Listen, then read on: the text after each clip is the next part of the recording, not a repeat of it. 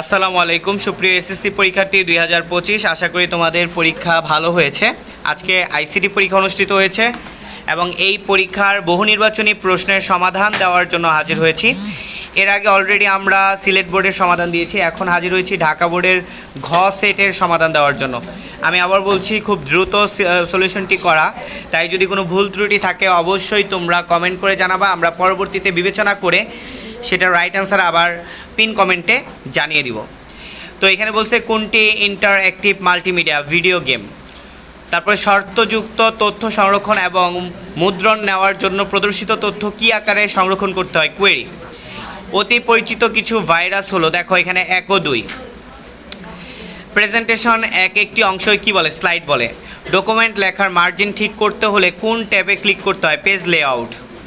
এরপরে খেয়াল করো, পাওয়ার পয়েন্টে প্রেজেন্টেশনের প্রথম স্লাইডটি প্রদর্শনের জন্য কিবোর্ডের কোন বোতামটি চাপতে হয়, F5। আধুনিক কম্পিউটারের জনককে, চার্লস ব্যাবেজ। তথ্য অধিকার আইনের 7ম ধারায় কয়টি বিষয় আইনের আওতাভুক্ত রাখা হয়েছে, 20টি বিষয়।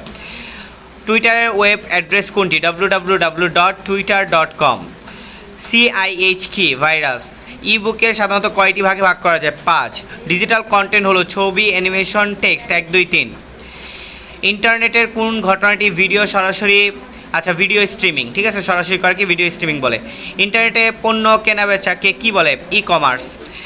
ইউনিক পাসওয়ার্ড তৈরি করতে হয়, দেখো ইউনিক পাসওয়ার্ড সংখ্যা চিহ্ন ও শব্দ ব্যবহার করতে হবে, ছোট হাতের ও বড় হাতের অক্ষর মিশিয়ে লিখতে হবে, ব্যক্তিগত তথ্য সরাসরি ব্যবহার করতে হবে।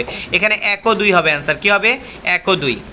এরপরে খেয়াল করো, মাইক্রোপ্রসেসর কত সালে আবিষ্কৃত হয়, 1971 সাল। তারপরে দেখো 17 ই বুক রিডার কোনটি, কিন্ডল। তারপর হচ্ছে 18 নাম্বার হবে D2। 19 নাম্বারের অ্যান্সার হবে হচ্ছে তোমাদের দেখো খ। 20-এর অ্যান্সার হবে অপশন বার ক। 21-এর অ্যান্সার হবে গ। 22-এর অ্যান্সার হবে গ।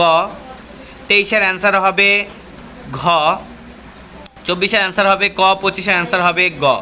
আশা করি তোমরা এমসিকিউর উত্তরগুলো দেখতে পেরেছো, কার কয়টা হয়েছে কমেন্ট করে জানাবা। আর যদি কারো কোনো মনে হয় নিজের কাছে যে না এটা আমি এইখানে উত্তর এটা দেখেছিলাম সলিউশনে, শুদ্ধ সলিউশন এইটা, অবশ্যই ভদ্র ভাষায় লিখতে পারো। আল্লাহ হাফেজ।